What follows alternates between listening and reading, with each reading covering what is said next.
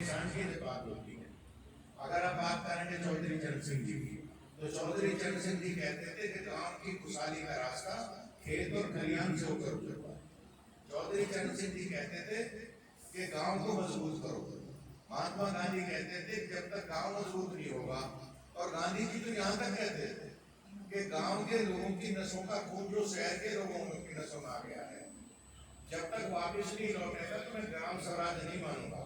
उनका मतलब ये कहने का था कि कुछ लोगों ने गांव के लोगों को, किसानों को, गरीबों को, मजदूरों को, मेहनत कशों को, उनका नाजायज फायदा उठाकर जो दौलत इकट्ठी की है, वो दौलत जब तक गांव में नहीं जाएगी तब तक गांधी जी ने कहा मैं गांव स्वराज नहीं मानता। तो ये दो नेता ऐसे हुए देश में जो गांव को इकाई मानते हैं।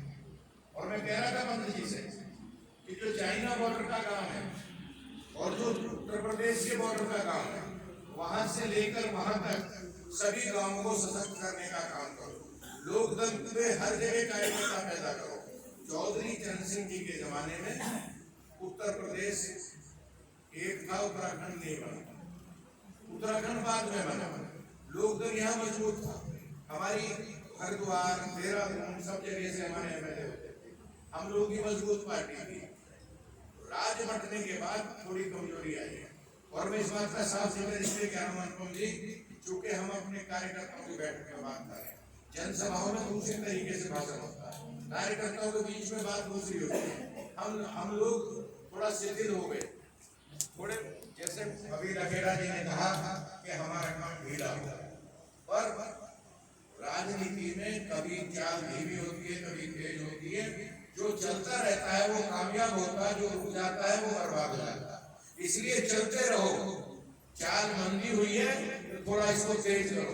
अनुपम जी, संगठन को मजबूत करो, मिलकर सब लोग काम करो, और जब संगठन को उत्तराखंड में मजबूत कर दोगे तो सरकार में आपकी भागीदारी होगी।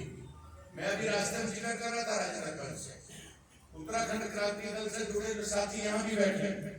उत्तराखंड क्रांति दल ने आंदोलन किया, सारी लड़ाई उत्तराखंड क्रांति दल ने लड़ी, सड़कों से मरने मारने तक वो लगे रहे उत्तराखंड बनाने तक। कांग्रेस पार्टी के सब नेता खिलाफ थे, हरीश रावत को छोड़। भारतीय जनता पार्टी 100 से खिलाफ थे उत्तराखंड बनने के। पर जब वोट आया, जब राज आया, तो राज में उत्तराखंड क्रांति दल पिछड़ गया, और जो लोग राज नहीं बनाना चाहते थे वो कामयाब हो गए।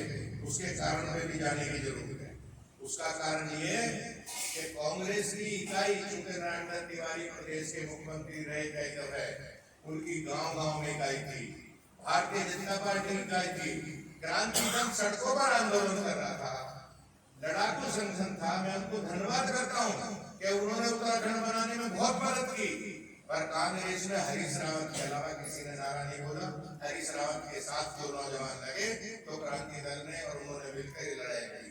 लोकदल लगातार इस लड़ाई में रहा। 15 मिनट से हमारा कार्यालय था। हरीश रावत आते थे, मेरे साथ उनकी मीटिंग होती थी। उत्तराखंड का जो आंदोलन दिल्ली में चलता था वो लोकदल के कार्यालय से।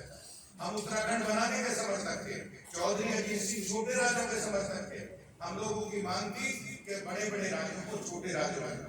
उत्तराखंड छोटा राज्य बना तो यहाँ सुविधाएं बढ़नी चाहिए। मैं इस बात का इसलिए जिक्र आपसे कर रहा हूँ कि क्यों उत्तराखंड क्रांति दल का राज्य नहीं बना। मंगोई जी माफ करेंगे मुझे कि संगठन नहीं था। संगठन कांग्रेस और भाजपा के पास था। वो चुनाव जीत गए, और आप लोग की जो जिन लोग संघर्ष कर रहे थे उनके बहुत कम एमएलए आए, और बाद में फिर आप संगठन की कमी से, जिस तरह लोकदल संगठन की कमी से पिछड़ता चला गया, इसी तरह उत्तराखंड क्रांति दल भी पिछड़ गया। अगर आपको आगे आना तो एक ही रास्ता है। अभी नगर निगम के चुनाव आ रहे हैं, अभी नगर पालिका में चुनाव होंगे। उसमें प्रयास करो कि अच्छे नौजवानों को छाटो, अच्छी महिलाओं को छाटो। अब तो महिलाओं का आरक्षण, और एक प्रस्ताव भी यहाँ हो जाना चाहिए कि महिलाओं का जो आरक्षण पास हो गया उसे सरकार जल्दी लागू करे, उसमें देर न करे। मैं इसका समर्थन। हम लोगों ने महिला आरक्षण के भी अनुरोध। अब जब आरक्षण आपका नगर निगम और नगर पालिकाओं में है, तो आपके उत्तराखंड में तो महिलाओं का बहुत बड़ा योगदान। उत्तराखंड के बनाने के आंदोलन में महिलाएं आगे थी, तो इसमें आपको चुनाव में भी आगे आना होगा। और मैं ऐसी बात आपसे नहीं करता, अभी हम एनडीए में हैं, अभी हमारा समझौता उत्तर प्रदेश में हुआ है, उत्तराखंड में भी कोई चुनाव नहीं हुआ, तो आगे क्या होगा ये आपकी ताकत पर निर्भर होगा। अगर आप नगर निगम में अपनी ताकत दिखाएंगे, अगर आप संसद में अपनी ताकत दिखाएंगे, तो पिथौरिया जी मैं आपसे कह रहा हूं कि आपने अगर संसद में ताकत दिखा दी तो आपको बड़ा दल जो अपने को मानता है उत्तराखंड में आपसे बात करेगा, आपकी मदद चाहेगा, आपकी मदद के बिना नहीं जीत पाएगा। ये मैं आपके बीच में अभी चुनाव हुआ,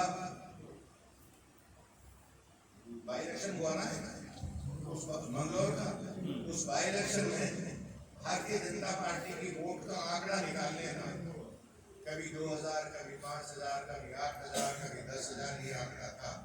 हम साथ लगे तो इंतजाम सही नहीं हुआ, हमारी वोट ने उनको जिता दिया था।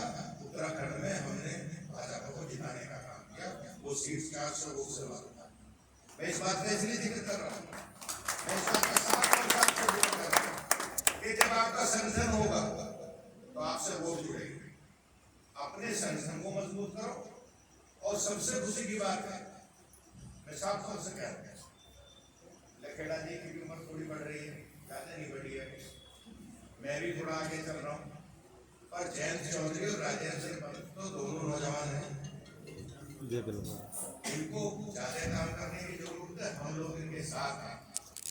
मैं तो अभी भी कोशिश करता हूँ कि जयंत चौधरी और राजेंद्र पंत के लिए जो पार्टी चौधरी चरण सिंह जी ने बनाई थी उसके लिए मैं रात दिन काम करने के लिए तैयार हूँ। ये नाम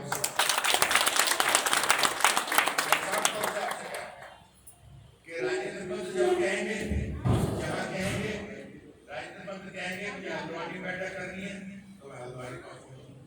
जो भी कार्यक्रम मैंने इनसे कहा कि अगली दफे दफ्तर का उद्घाटन करो और एक कार्यक्रम अपने यहाँ करो देहरादून, तो एक कार्यक्रम हरिद्वार में करो। और जितने कार्यकर्ता बैठे हो, अगर एक कार्यकर्ता 10-10 कार्यकर्ताओं को जोड़ेगा तो हजारों लोग हो जाएंगे। आज ये प्रण करके जाओ सब कि यहाँ से जाने के बाद हम जो हमारे साथी हैं, रिश्तेदार हैं, दोस्त हैं, उन सबको इस बात के लिए प्रेरित करेंगे कि राजेंद्र पंत के साथ और जयंत चौधरी के साथ खड़े हो जाओ, लोक दल बन जाएगा, आपकी सरकार में भागीदारी हो जाएगी। ये मैं आपसे निवेदन करना कि बात से कभी काम नहीं होता, राजनीति काम से चलेगी। मुद्दे हमारे पास हैं, उत्तराखंड में 2-3 मुद्दे हैं। उत्तराखंड में रोजगार का सवाल है, उत्तराखंड में सबसे बड़ा सवाल किसानों का है। जो ये कहते हैं कि पहाड़ में खेती नहीं होती, जिन लोगों को जानकारी नहीं है, पहाड़ के हर गांव में खेती होती है।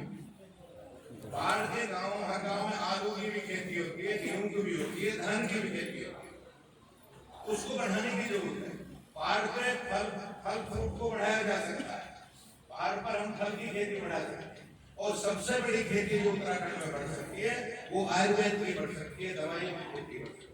अनुपम जी, इतनी गुंजाइश है आपके यहाँ कि आप सारे हिंदुस्तान में आयुर्वेद की दवा भेज सकते हो और करोड़ों रुपया कमा सकते हो। अगर सरकार का इस पर ध्यान हो, राजनीतिक दलों का इस पर ध्यान हो, तो जो चौधरी चरण सिंह चाहते थे कि गांव खुशहाल हो, तो आयुर्वेद की खेती से उत्तराखंड का प्रत्येक गांव खुशहाल हो जाएगा। ये मैं आपके बीच में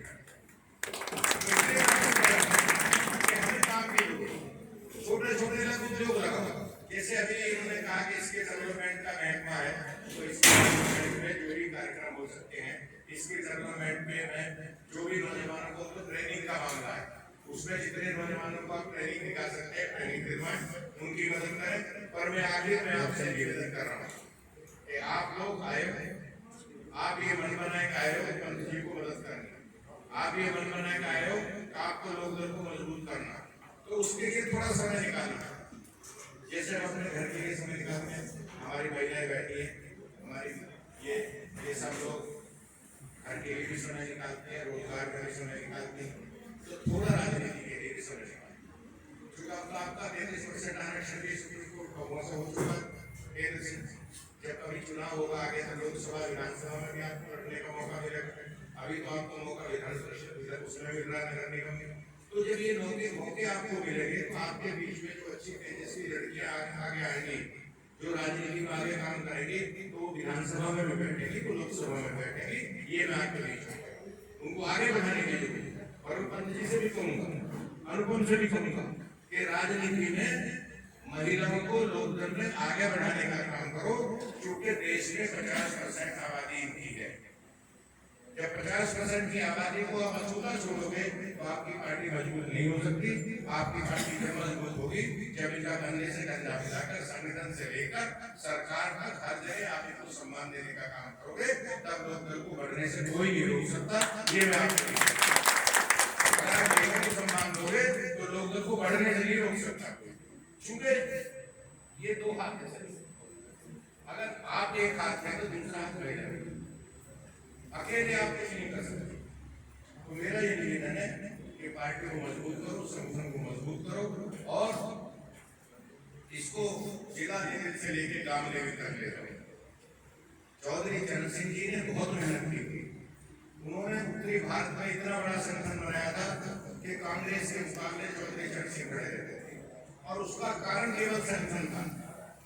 इसलिए मैं आपसे कहना चाहता हूँ कि आप मजबूती से लगो, लोकदल को मजबूत करो। मेरा सारा सहयोग आपके साथ रहेगा, मेरी पूरी मदद आपके साथ रहेगी। और मैं राजेंद्र पंत को कहना चाहता हूँ कि राजेंद्र पंत आपके लिए पूरा खुला हुआ रास्ता, आपके पास उम्र भी है, समझ भी है, सब चीज है। अगर समय लगाओगे, जब समझ के साथ समय लगाओगे राजनीति में, राजनीति के बहुत नियम है। राजनीति में दो चीज जरूरी है मंगवाई जी, एक समय और समाज। अगर डबल एस का समन्वय नहीं है तो कामयाब नहीं होगा। आपके पास समय नहीं है राजनीति करने का और दिन भर घर रहोगे तो आपसे पहुंच जुड़ेगा। और आपको ये समझ नहीं है कि किसे कैसे बात करनी है, कैसे कार्यकर्ता बनाना, पार्टी का क्या नियम सिद्धांत है, उनको जोड़ना तो ही कामयाब है।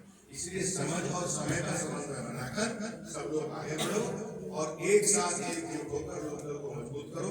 जयंत चौधरी को मजबूत करो, लोकदल मजबूत होगा तो आप लोग उत्तराखंड के नेता होंगे और आगे आने वाले समय सरकार में भी आपने भागीदारी होगी। ये बात कहकर मैं अपनी बात समाप्त करता हूँ और फिर आगे मैं राजेंद्र पंत जी को, खत्री जी को, राणा जी को, इनके तमाम दोस्तों को, मंगई जी को, वकील साहब, सबको बधाई देता हूँ कि आपने बहुत कम समय में एक कार्यक्रम किया। बहुत बहुत धन्यवाद। जय हिंद, जय भारत।